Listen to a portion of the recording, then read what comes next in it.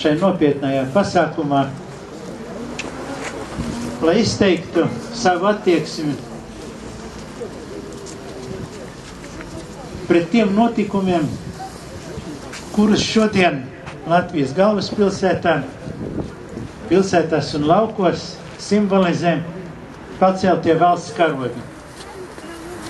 Šodien ir ne tikai starptautiskā darba ļaužu solidaritātes diena cīņā par savām tiesībām, par kuru te daudz runājam. Šodien Latvijā tā ir arī Eiropas diena, kuru mēs svinam nesen. Un tā ir mātes diena. Es gribu patreiz izteikt, likt uzsvaru uz pēdējo, uz mātes dienu. Ar māti mēs esam saistīti visi. Bez mātes mēs nebūtu dzimuši. Es aicinu jūs. Ļoti daudziem māmuļas ir vecas, nespējīgas. Viņas ir morāli pazemotas, jo par to, ko viņas visu mūžu ir darījušas, viņas nesaņem šodien pienācīgu pensiju. Daudzām no viņām ir liekta iespēja ārstēties. Daudzām no viņām ir liekta iespēja savās vecumdienās būt aprūpētai no bērniem, jo bērni vergu aizbraukuši uz lielo Eiropu. Jo Latvijā pie varas šos 20 vairāk jau gadus ir valdības, kas Latviju ir iztirgojušas un turpina tirgot. Man patīk viena karikatūra, ko es redzēju kādā avīzē šeit Latvijā. Uzzīmēts personāžs, kurš ir līdzīgs mūsu premjeram. Un apkārt savu cilvēki tā kā jūs šeit. Un tas personāžs saka, mēs esam sākuši dzīvot labāk. Viņam tauta atbild, priecājamies par jums. Ļoti trāpīgi. Paldies tam māksliniekam, kas to uzzīmēja. Var daudz runāt, stāstīt, bet tas ir ļoti trāpīgi pateikts. Es gribu, lai jūs atgriežaties mājās, kurš nu kā variet. Šodien atgādiniet visām savām vēl dzīvām esošām māmiņām, ka jūs viņas mīlat, ka jūs atceraties un ka jūs darīsiet visu, lai viņas mūža gals, vai kuras vēl jaunas, lai viņas dzīve uz priekšdienām būtu labāka. Priekš tā jau mēs esam sanākuši. Es jūs visus sveicu šajos svētkos un gribu, lai katrs no jums jaunās strāvas dzejniekos, Latvijas dzejniekos, pirmos sociāldemokrātos ar Jāni Raini priekšgalā šo revolucionāro dzejnieku vienmēr atcerētos. Vienmēr atcerētos. Tie bija pareizi vārdi. Tā nevar palikt un nepaliks. Un vēl te ceriet, ka straumesīgs. Kaudeņi pārskries un aprimsies, un atkal viss pavecamies. Tikai atceraties. Rainis to teica pirms 1905. Gada. No 5. gada līdz tam, kad Latvija uzvarēja sociālismu 40. gadam, pagāja daudz gadu.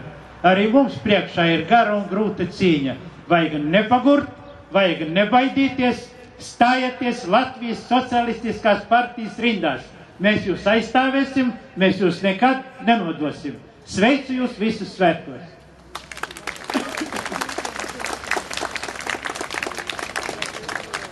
Сегодня в Латвии отмечается 3 праздника. Вы, конечно, поняли все, о чем я говорил на латышском языке.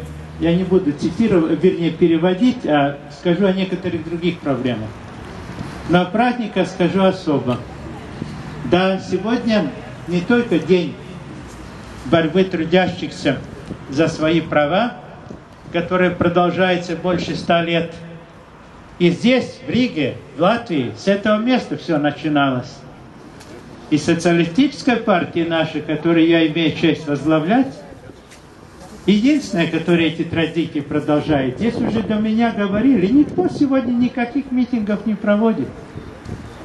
Ни о чем не говорят. Где-то на кухне, где-то на садовом участке, выпив очередную чарку какой-нибудь лярги, потому что на больше нет денег. Вот там герои. Там все перемалывает. А кто бороться будет? Мне надоело уже об этом говорить, но я понимаю, что те, кто хотят, те и приходят. Но почему эта площадь вся не занята народом? Значит, все остальные согласны. Информации, то, что 1 мая, то, что мы уже 20 лет здесь проводим мероприятия, больше, чем достаточно.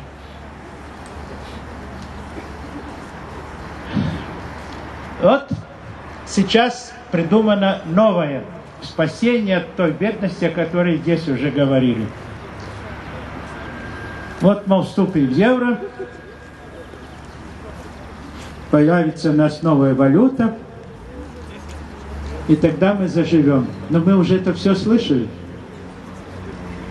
Ведь говорили, что надо выйти из Советского Союза, сами будем хозяева, и вот тогда мы заживем. Да, зажили те, кто были у корыта. Посмотрите, все миллионеры. А такой премьер, не однажды бывший премьером, как господин Репше, в народе прозванный лунатиком, 1 миллион у народа собрал, обещая привести светлое будущее, и хватает же у этого мудреца бессовестности, наглости, сейчас опять создавать партии и вести, вот теперь я поведу правильно. Ну, правда, пока что еще денег не просит, но поэтому и партия еще не создана. Меня не это удивляет. То, что такие люди могут быть, это не удивительно. Удивляет другое. Почему народ им доверяет?